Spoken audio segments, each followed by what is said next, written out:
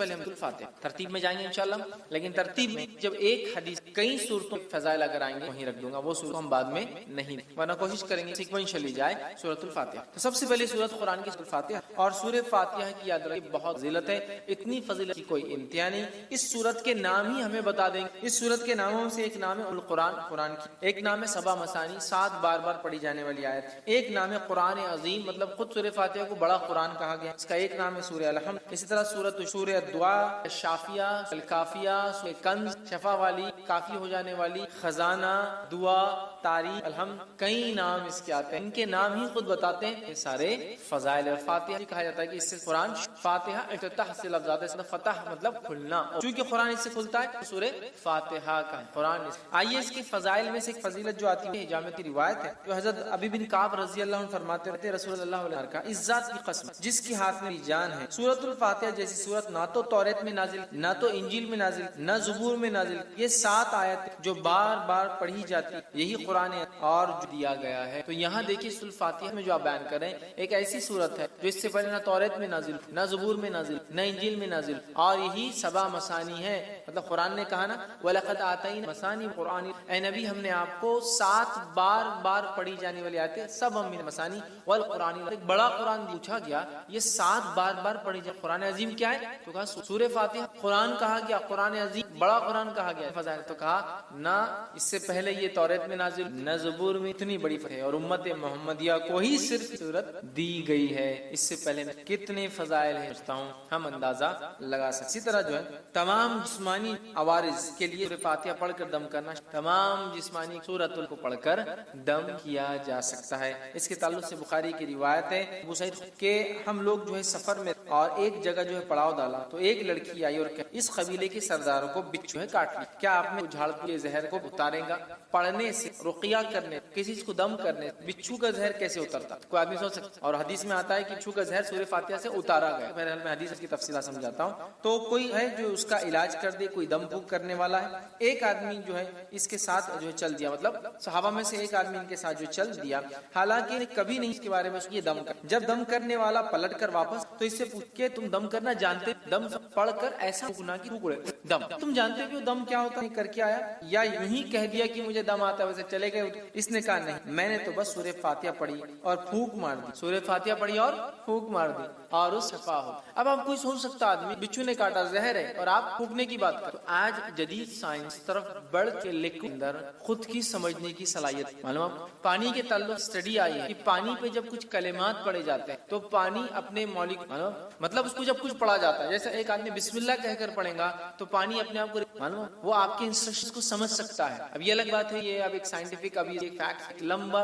وقت، بٹ ابھی ہم کو پتا چل رہا ہے جو سائنس آج کی بتا سکتی، لیکن جو ہوتے ہیں ان میں اپنے، اور وہ ریسٹرکچر کر سکتے، ریڈیزائن کر سکتے اپنے آپ کو، سامنے والا کیا پڑھا، اگر اسی بات کو ہم ذہن میں، جو آج ایک ابتدا ہے، اس وقت آگے بہت ساری باتیں آئے، یہ ابتدا ہے، تو ہمیں پتا چلتا ہے زہر کا لکھ اندر جا رہا ہے، جب اللہ کا کلام پڑھ کے مل رہے ہیں تو ریئیکٹ کرتا ہے، ریسٹرکٹ سکتا ہے اپنے، جو زہر ہے وہ شفا میں بھی واللہ عالم، یہ تو ابھی ابتدا ہے، آگے آگے جو ہے سائنس میں کیا کیا ثابت ہے، اسلام نے پہلے ہی، آج بہت ساری تھراپی پھونکا جاتا ہے اور سہلایا جاتا ہے، دیکھا آپ نے مساج خالی اور ایسا ملتے، مساج نہیں، سر پہ ہاتھ پہ، باڈی پہ ہاتھ پہ علاج۔ جرمنی میں ایک سائنٹسٹ وہ پاگلوں یا لوگوں کا علاج کرتا ہے جن کی وغیرہ کی بیماری ایپیلیپسی وغیرہ ہوتی ہے، اور وہ ان کو حالانکہ نان مسلم تجوید کے ساتھ قرآن پڑھاتا، اس کی تجزیے کے مطابق، اس کے ایکسپیریمنٹس کے مطابق وہ کہتا ہے اللہ لفظ جو تجوید کے ساتھ پراپرلی برابر ادا کیا جائے ایسا آدمی پاگل مسلمان نہیں، لیکن اس کی تھراپی کہتی ہے کہ یہ لفظ کو صحیح بولنے سے مینٹلی آدمی ٹھیک ہے۔ تو بہرحال تو زہر کا اتارا ہے، میں نے کہا کہ جسمانی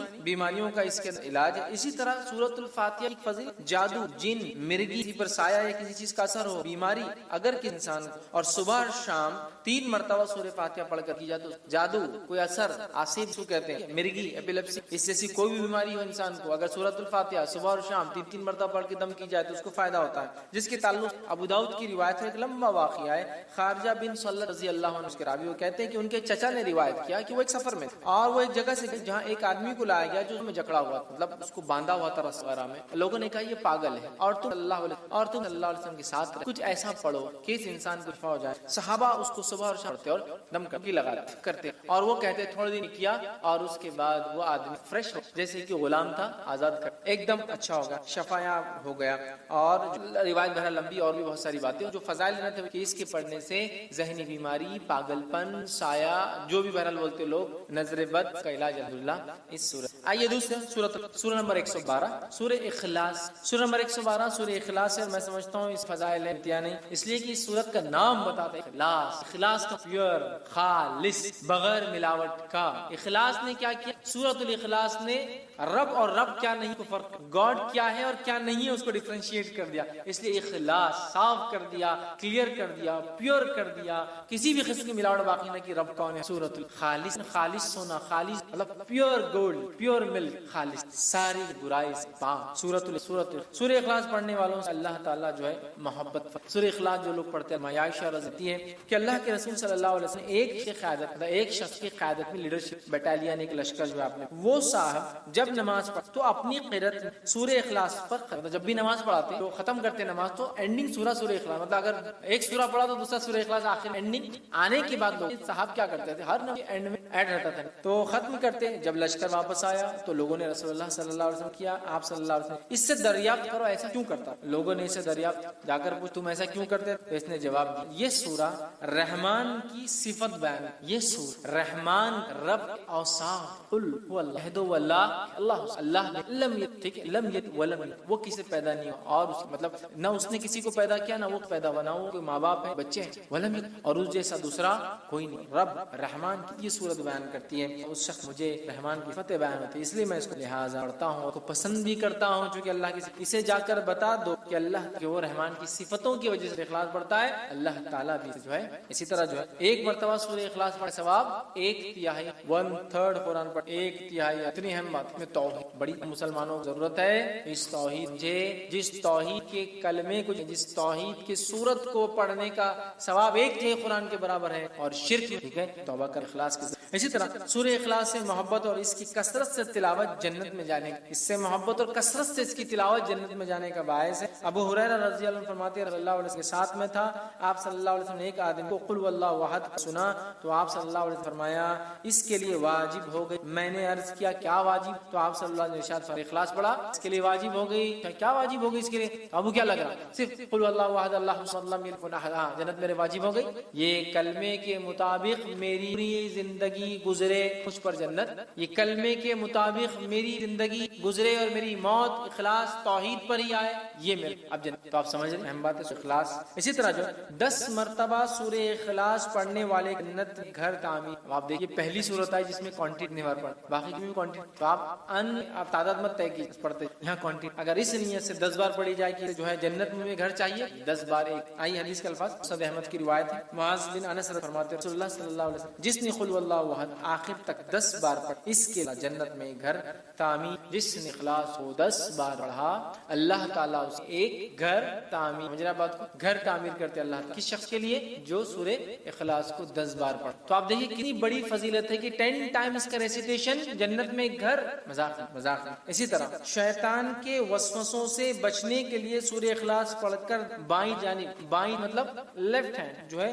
3 مرتبہ یہ وسوسے کنٹینیو آتے ہیں نا اس کا بھی حدیث کا الفاظ جو ہے ابو داؤد کی روایت ہے. جو ہے ابو سلمہ بن عبد الرحمن رضی اللہ عنہ سے فرماتے ہوئے سنا ہے کہ ایک وقت آئیں گے لوگ ایک دوسرے سے بہت زیادہ سوال کر حتیٰ کہ ایک کہنے والا کہیں گا اچھا مخلوق کو اللہ نے پیدا فرمایا. ایک آدمی آگے کیا سوال کریں گے؟ اچھا مخلوق کو اللہ نے پیدا کیا تو پھر اللہ کو کس نے پیدا کیا؟ مخلوق اللہ نے پیدا کیا تو اللہ کو کس نے پیدا کیا؟ جب لوگ ایسی باتیں کریں گے تو کہنا ایسی باتیں تم کیا کہنا اللہ احد اللہ الصمد لم یلد ولم یولد ولم یکن لہ. خطرناک وسوسہ اللہ کو کس نے پیدا کیا؟ ٹھیک ہے یہ پڑھ لینا. اللہ ایک ہے، اللہ بے نیاز ہے، نہیں پیدا کیا اس سے کوئی پیدا نہیں ہوا اور اس کا ہمسر اس کے برابر کوئی. پھر 3 مرتبہ بائیں طرف لیفٹ ہینڈ کی طرف تھوک کر شیطان سے اللہ تعالیٰ کی ادھر تھوک لیفٹ ہینڈ اعوذ باللہ من، یہ پڑھ کر 3 بار تھوک کر شیطان سے اللہ تعالیٰ. نماز میں وسوسے آئے تو اس کا طریقہ الگ ہے. نماز میں وسوسے ہے اعوذ باللہ من ادھر تھوک لیفٹ ہینڈ، اور اللہ تعالیٰ کی ذات میں وسوسہ ڈال رہا ہے غیر نماز میں اللہ احد اللہ الصمد لم یلد ولم یولد ادھر تھوک لیفٹ ہینڈ.